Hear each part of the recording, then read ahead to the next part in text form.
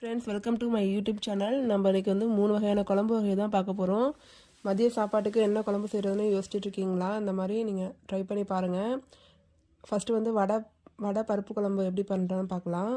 வடை குழம்புக்கு வந்து ஃபஸ்ட்டு கடலப்பருப்பு ஒரு பிடி அரிசியும் போட்டு ஊற வச்சு எடுத்துக்கோங்க. இதில் வந்து பட்டை மிளகா, பூண்டு, பெருஞ்சீரகம்லாம் போட்டு அரைச்சி இந்த மாதிரி ஒரு பாத்திரத்தில் மாற்றிட்டு இது வடை தட்டுறதுக்கு வெங்காயமும் கருவேப்பிலையும் உப்பு இதெல்லாம் போட்டு மிக்ஸ் பண்ணி வடையாக தட்டி எடுத்துக்க வேண்டியதான். இது வந்து எண்ணெயில் போட்டு வடையாக ப்ரிப்பேர் பண்ணி எடுத்து வச்சுக்கலாம். எண்ணெய் வேணான்னு அவாய்ட் பண்ணுறவங்க தோசைக்கல்ல சின்ன சின்னதாக வடை மாதிரி தட்டி சாலோ ஃப்ரை பண்ணி வடை குழம்புக்கு இதை ரெடி பண்ணிக்கலாம்.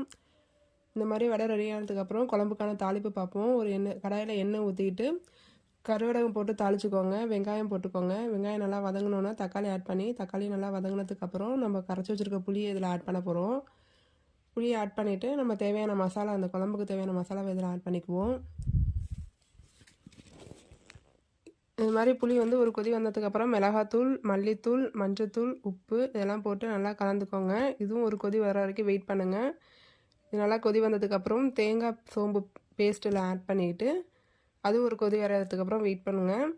இது நல்லா கொதித்ததுக்கப்புறம் குழம்பு எண்ணெய் பிரிஞ்சு வந்ததுக்கப்புறம் நம்ம சுட்டு வச்சுருக்க வடையை வந்து இதில் ஆட் பண்ணால் சுவையான வடை குழம்பு வந்து ரெடி ஆயிரும்.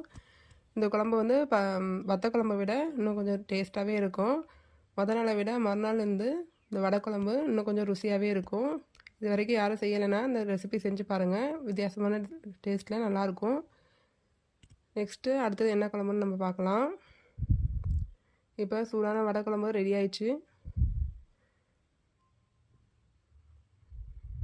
பாருங்கள், எண்ணெயெல்லாம் பிரிஞ்சு வடை குழம்பு டேஸ்டியான வடை குழம்பு வந்து ரெடி ஆயிடுச்சு. இப்போ அடுத்தது வந்து முருங்கைக்கீரை சாம்பார் பார்த்துக்கலாம். இதில் வந்து எப்போதும் நம்ம சாம்பாருக்கு பருப்பு வேக வைக்கிற மாதிரி வேக வச்சு எடுத்துக்கோங்க. முருங்கைக்கீரை பறித்து க்ளீன் பண்ணி வாஷ் பண்ணி எடுத்து வச்சுக்கோங்க. பருப்புக்கு வந்து மஞ்சத்தூள், வெங்காயம், தக்காளி, பெருங்காயத்தூள், உப்பு இதெல்லாம் போட்டு 2 விசில் விட்டு எடுத்து வச்சுக்கோங்க.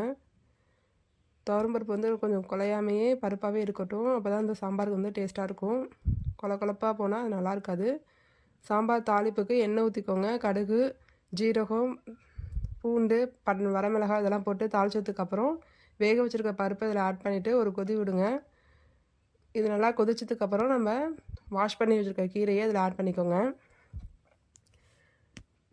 கீரையை ஆட் பண்ணதுக்கப்புறம் ஒரு கொதி வந்ததுக்கப்புறம் அடுப்பை நிறுத்திட்டு நம்ம ஒரு கிளாஸ் தண்ணி ஊற்றினா கீரையோட பச்சை கலர் வந்து மாறாமல் அப்படியே இருக்கும்.